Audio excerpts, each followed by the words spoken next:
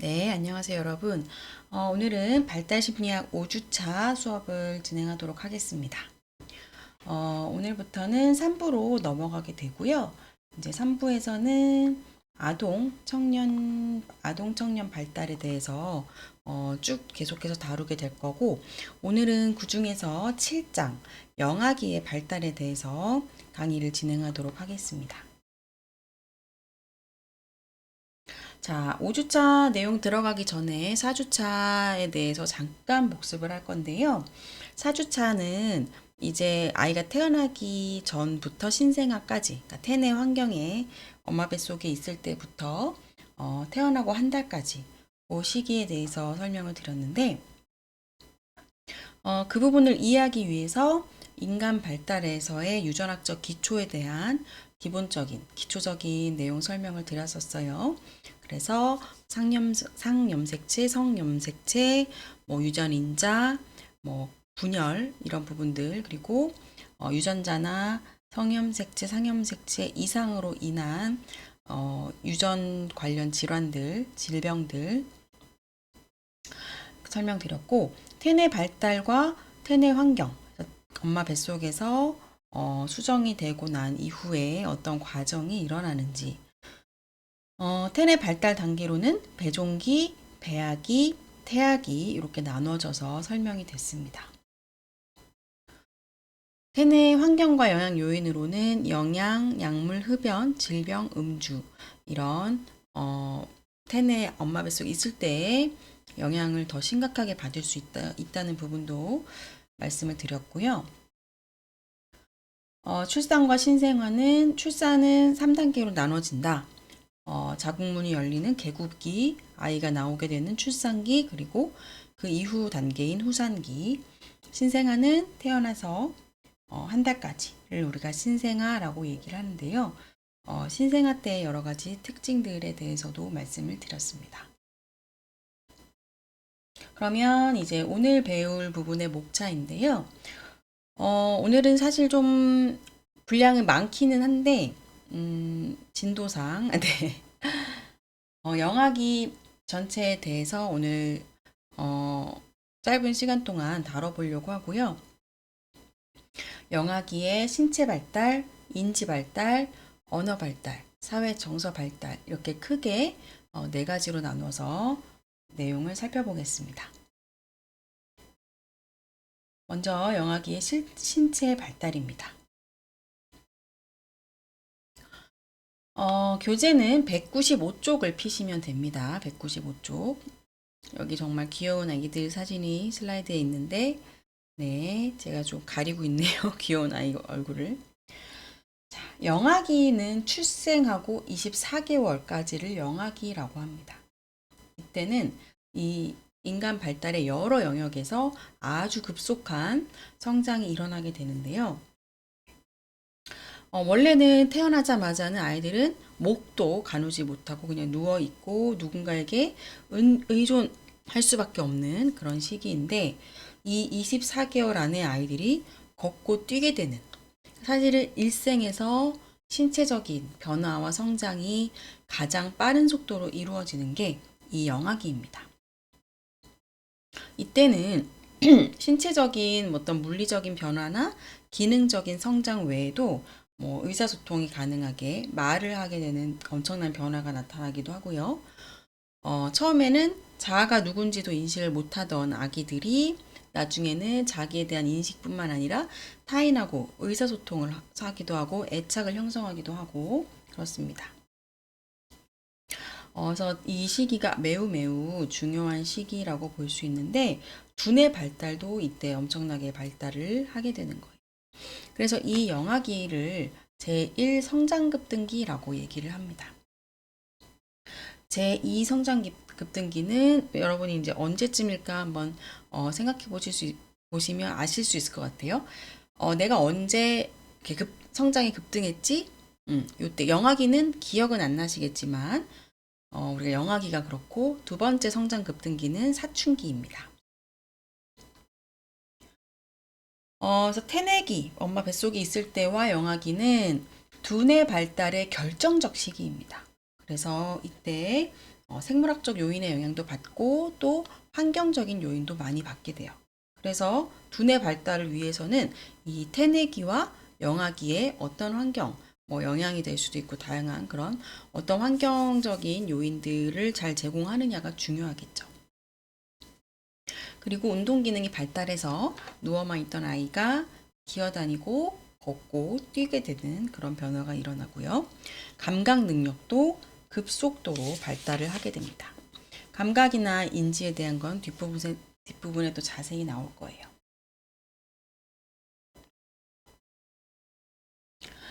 자, 신체적 성장을 먼저 살펴보면 1년 동안 키가 얼마나 증가한대요? 1년 동안 1.5배가 증가를 합니다. 엄청난 증가죠. 물론 이제 이때 애기들이 태어날 때 거의 한 50cm 정도로 태어나니까 1.5배 하면 얼마인가요? 75cm 정도가 증가를 하게 되는 건데, 체중은 3배 정도로 증가를 하게 된다. 두 돌 무렵, 아까 24개월까지가 영악이라고 했는데, 두 돌 무렵에 벌써 신장이 성인의 절반, 그쵸? 50cm로 태어나서 1.5배가 늘어나게 되면 그렇게 될 수가 있겠네요. 그리고 체중은 출생 시에 4배까지도 증가를 한다. 근데 이제 신체적 성장에서도 재밌는 건 신체 비율의 변화입니다. 교재를 보시면 여기는 교재에는 남성의 신체 비율 변화 그림이 나와 있고 비슷한 그림이 이제 여성의 경우에도 있어서 제가 이제 그 슬라이드에는 여성의 그 신체 비율 변화를 그림으로 가져와 봤는데요. 신생아 때 그리고 2세 때 이렇게 보시면 신체 비율이 그 태내에 있을 때랑 엄청 달라지는 거를 볼 수가 있는 거죠. 신생아 때는 머리 크기가 얼마큼이에요? 신체의 4분의 1입니다. 머리 크기가 신체의 4분의 1이기 때문에 신생아 때는 언뜻 보면 진짜 머리 비율이 너무 커서 머리만 있는 것처럼 보인다라고 그렇게 생각을 할 수도 있는데 출생 시에 머리가 더 큰 이유, 신체 비율상 점점 그 머리의 비율이 갈수록 줄어들어서 성인이 되면 8분의 1까지 줄어들죠. 그렇게 되는 이유는 두미 발달의 원칙 때문이다라고 설명을 합니다. 두미 발달의 원칙은 이전에 배웠어요. 두미 발달의 원칙뿐만 아니라 근원 발달의 원칙도 이때도 이제 나타나게 되는데 근원 발달의 죄송합니다. 원칙 때문에 몸통이 먼저 성장을 하고 그 다음에 팔다리, 그 다음에 손발 이런 순서대로 성장이 일어난다라는 걸 보시면 될 것 같아요. 이 표를 보시면 임신이 되고 출생까지 머리가 성인의 70%, 출생하고 1년까지 이제 몸통이 많이 성장을 해서 이 신장의 60%까지 차지하게 되고요. 생후 1년부터 청년기까지는 이제 다리가 성장을 하면서 신장의 60%를 차지하게 됩니다. 골격도 발달을 하게 되는데 영아의 골격은 성인에 비해서 크기가 작고요. 수도 적고요. 매우 유연하고 부드럽다고 합니다. 이 그림을 제가 가렸는데 여기 보시면 골격의 그림을 보시면 여기 되게 뭔가 보기만 해도 좀 부드러워 보이는 것 같아요. 영아기의 그 사진은. 이 골격 또한 사춘기까지 두미 발달과 근원 발달 원칙에 따라서 경화가 되는데 이 경화라는 것은 뼈가 단단해지는 과정을 경화라고 얘기를 합니다. 그러니까 서서히 뼈가 점점 단단해지는 거고요. 그리고 교재 197쪽의 그림 7-2를 보시면 대천문과 소천문이라는 그림이 있어요. 이 그림을 보시면 두개골의 뼈가 이 숫구멍이 있는 거를 그림으로 볼 수 있는데 6개의 피부막으로 덮인 숫구멍이 있어요. 그래서 이거는 피부막이 이렇게 감싸고 있기 때문에 출산 과정에서 머리가 눌리거나 해도 상처를 입지 않게 보호를 해주고요.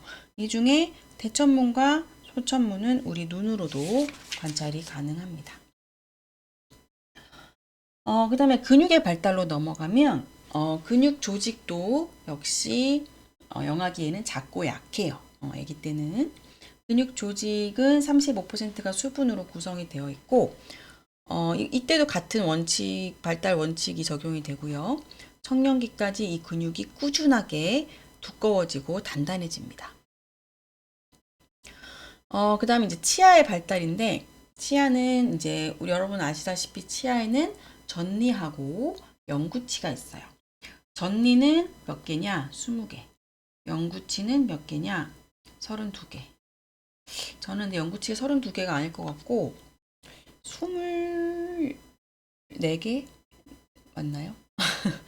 왜냐면 제가 너무 TMI인데 교정을 하느라고 사랑니 4개랑 어금니 4개랑 이렇게 8개를 뽑았던 것 같은데 제 기억이 정확한지 모르겠네요. 제 기억이 정확하다면 저는 영구치가 8개나 부족한 건데 네, TMI였습니다. 생후 6개월경에 이제 전니가 빠지기 시작합니다. 그래서 아래 앞니부터. 그래서 요때 애기들 보면 여기 앞니 빠져 있는 거 보면 엄청 귀엽잖아요. 그래서 앞니 빠지는 게 아니라 나는 거군요. 제가 헷갈렸어요. 이때는 이제 일단 빠져야 나중에 나는 건데 제가 빠지는 걸로 생각을 했어요. 생후 6개월경부터 전니가 아래 앞니부터 나기 시작하는 거예요. 나기 시작하고 1년경에 6개에서 8개의 앞니가 나고 24개월에서 30개월경에 20개의 전니가 모두 나게 된다. 네, 그렇게 보시면 돼요. 저 때문에 괜히 헷갈리시면 안 되는데. 자, 그 다음에 이제 뇌와 신경계의 발달로 넘어가겠습니다. 앞에서 이제 신체 발달 쭉 봤고, 이제 뇌와 신경계 아주 중요해서 이렇게 별도로 다루고 있는데요. 이 그림 이제 뇌의 구조를 보시면, 이 뇌의 구조는 사실 여러분이 이미 다른 뭐 청소년기의 생물책이나 여러 곳에서 아마 보신 그림일 거예요. 영아기에는 뇌 크기도 역시 놀랍게 성장을 하게 되고요. 각각의 부위도 발달을 많이 하게 되는데, 먼저 뇌간을 보겠습니다. 여기 뇌간 어디 있는지 한번 보세요. 여기 이렇게 뇌간이 있는데요. 뇌간은 이미 출생 시에 완전한 기능을 합니다. 그래서 이 뇌간은 어떤 기능을 하는지를 보면은 호흡, 심혈관 활동, 수면, 의식, 사실 엄청 중요한 핵심적인 기능을 맡고 있어요. 그리고 이 다른 기관들도 출생 후에 발달을 하게 되는데, 먼저 이제 그 다음으로 이제 시상을 살펴보면, 시상은 여기에 있는 거죠. 시상 여기에 이렇게 써 있습니다. 시상은 운동 기능, 신상은 감각 정보가 되뇌피질에 전달되도록 하는 거를 하는 게 시상이고요. 운동 기능과 자세 조정을 관장하는 건 손해고요. 해마는 기억을 관장합니다. 그래서 이런 기관들이 출생 후에 계속 발달이 일어나게 되고요.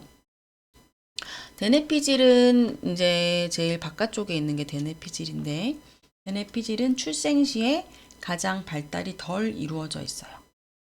이 대뇌피질의 역할은 사고나 추론, 이런 인지적인 측면을 대뇌피질이 담당을 하고 있는데, 대뇌피질은 뉴런의 크기가 점점 증가하고 구조가 점점 복잡해지고 시냅스 수가 증가하고 이런 발달이 대뇌피질에서 이제 출생 이후에 계속해서 일어나게 됩니다. 그리고 심경섬유 주위에 지방 물질이 형성이 되는데 이걸 우리가 미엘린이라고 불러요. 이 미엘린이 증가하게 되는 발달도 일어나고 그러면서 대뇌와 다른 영역의 연결이 점차 증가를 하게 됩니다. 그리고 대뇌 피질의 여러 영역 기능들이 나눠져서 각각의 기능을 갖추게 되는 그런 발달이 나타나게 되는 거고요. 그 다음으로는 뇌의 구조와 기능에 대해서 좀 더 설명을 드릴 건데, 지금 여기 그림에 보시면 여기 이게 뇌의 그림이죠. 뇌의 그림에 좌뇌, 우뇌 이렇게 반으로 나눠져 있는 게 보여요. 이 두 개의 반구로 뇌가 나눠지는데 이 두 개의 반구는 모양은 똑같지만 기능은 다르게 하고 있습니다. 이것도 이미 알고 계신 내용일 거예요. 좌뇌는 이성적, 논리적, 합리적인 관련한 기능을 하고 있고 우뇌는 감정적, 직관적, 창의적인 기능하고 관련해서 역할을 하는데요. 이렇게 반반 나눠져서 기능을 하게 되는 걸 편측성이라고 얘기를 합니다. 이 편측성을 우리가 갖춘 이유는 양쪽에서 똑같은 정보 처리를 하면 효율성이 떨어져서 각각 나눠서 정보 처리를 하면서 효율성을 증대시키는 건데, 우리가 뭐 두 사람이 어떤 일을 반반 나눠서 할 때 더 효율적이잖아요. 중복해서 일을 할 필요가 없는 거잖아요. 그렇게 생각하시면 될 것 같아요. 그 다음에 교재 200쪽에 보시면 뇌의 유연성, 가소성에 대한 이야기가 나옵니다. 그래서 뇌라는 거는 선천적으로 프로그램된 대로만 발달하는 건 아니에요. 우리 뇌에는 유연성과 가소성이 있는데, 그래서 환경에서 어떤 자극을 받느냐에 따라서 뇌의 발달이 달라질 수가 있고요. 그래서 우리 뇌가 우리의 생각보다 훨씬 더 유연성을 갖고 있습니다. 그렇기 때문에 다행히 뭐 영악이나 이럴 때 애착 관계가 잘 형성되지 않거나 좀 트라우마를 심리적으로 겪었다고 해도 점점 그 부분에 대해서 치유나 회복이 가능한 것도 뇌가 변할 수 있는 유연성과 가소성이 있기 때문입니다. 교재에는 이렇게 얘기가 되어 있어요. 영아의 감각 경험은 뉴런의 크기와 연결 구조에 영향을 미치게 되는데, 그만큼 환경에서 감각 경험, 얼마나 다양한 경험에 노출되었느냐가 중요하겠죠. 그래서 지적 자극과 사회적 자극이 풍부한 환경에서 성장한 아이들이 그렇지 않은 아이들, 좀 결핍된 환경에서 자란 아이들과 비교를 했을 때 뇌의 그 구조나 무게에서 차이가 크다고 합니다. 그만큼 얼마나 자극을 어떻게 주는지가 중요하고, 그것 또한 뇌의 가소성이 있기 때문에 그런 차이가 나타나는 겁니다. 자, 그러면 신경계의 발달로 넘어갈 건데요. 자, 뉴런은 여러분이 이미 많이 뉴런에 대해서는 들어보셨을 것 같아요. 옆에 그림을 참고를 하시면 되는데, 교재에 보시면 신경계를 신경원과 신경교로 나눠서 설명을 하고 있어요. 여기는 슬라이드는 제가 내용을 안 넣어놨나요? 자, 신경교.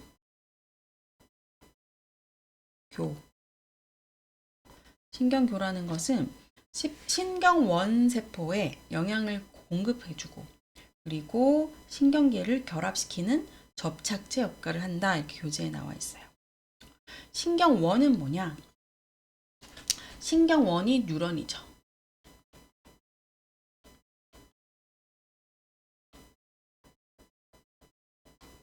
그래서 이 뉴런에 영향을 공급해주고 결합시키는 접착제 역할을 하는 애들이 이제 신경교인 거고요. 뉴런은 뇌의 한 부분에서 다른 부분으로 아니면 신체의 한 부분에서 다른 부분으로 정보를 받아들이고 전달하는 그런 역할을 합니다.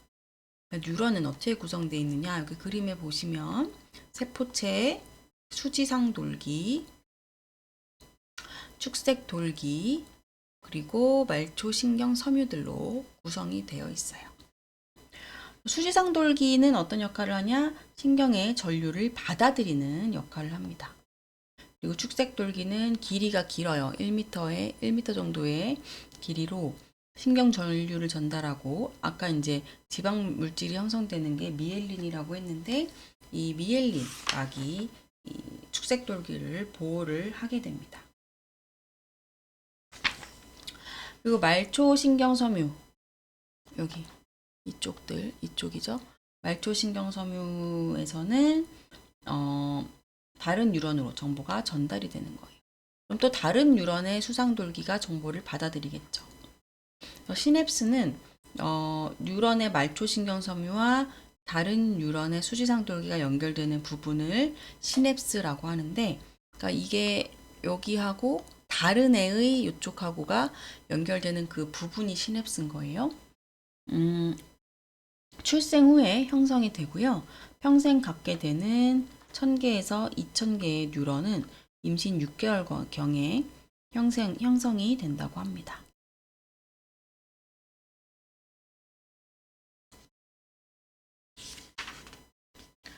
영아는 성인보다 더 많은 뉴런과 시냅스를 가지지만 이 재밌는 게 다른 발달하고 좀 다른 게 이 시냅스는 절반가량 소멸이 된다고 해요.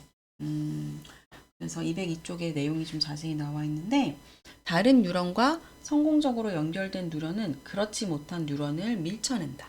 그래서 이거는 가지치기 작업, 촉가내는 작업을 하는 건데 그만큼 필요하고 기능을 잘 하는 뉴런만 남겨지게 되는 거죠. 그래서 절반 정도가 소멸된다는 거. 자, 이제 뇌와 신경계 발달을 받고 이제 운동 기능의 발달로 넘어가겠습니다. 운동 기능의 발달을 보면 처음에 이제 대근육 운동이 나와 있어요. 그래서 좀 큰 근육들, 몸에 큰 근육들을 사용하는 거, 팔다리, 몸통과 같은 대근육이고 기기, 서기, 뜀뛰기, 걷기, 한 발로 서 있기 이런 게 대근육 운동이에요. 그래서 재밌는 건 처음에는 아이가 고개도 못 가눌 정도였다가 이제 뛰기까지 되는 건데 205쪽 교재를 보시면 아니면 여기 제가 슬라이드 넣은 것도 거의 비슷한 내용입니다. 아이가 그 개월수에 따라서 대근육 운동이 어떻게 달라지는지가 나와 있고요. 그 다음에 소근육 운동, 그러니까 손 잡고 발을 뻗고 이런 움켜쥐고 이런 작은 움직임이 소근육 운동입니다. 그래서 근원 발달 원칙에 따라서 팔 다음에 손, 다음에 손가락 순으로 발달이 일어나고요. 생후 2에서 4개월경에 눈앞에 있는 물건에 손을 뻗어서 잡으려고 하지만 시도는 하는데 잡을 수가 없어요. 근데 이제 5개월경에 눈으로 보고 손을 뻗어서 잡는 행동을 하게 됩니다. 협응력이 발달을 하게 되고요. 개월수에 따라서 발달이 어떻게 일어나는지를 보시면 될 것 같아요.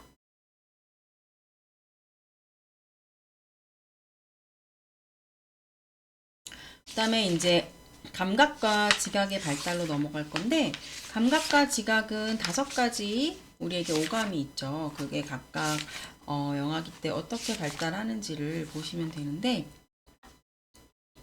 감각은 주위 환경으로부터 오는 여러 가지 자극을 감각기관을 통해 받아들이는 것입니다. 그래서 여러분도 이제 자신의 감각기관 다 알고 계시죠?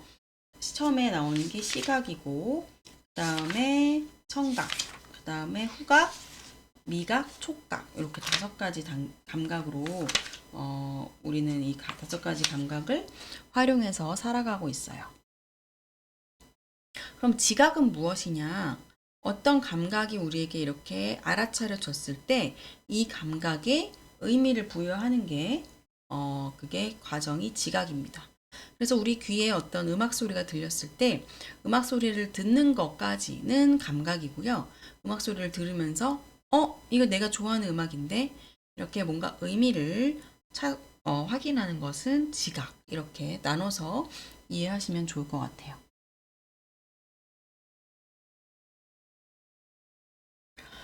먼저 시각을 볼 건데 시각을 보기 전에 자, 이 영아기에 아이들이 감각이 어떻게 발달됐는지를 확인을 해야 되잖아요. 연구를 해야 되잖아요. 근데 영아기 아이들은 뭐 언어로 소통이 안 되는 그런 상황에서 어떻게 이 아이들의 감각 발달을 측정을 할 것인가?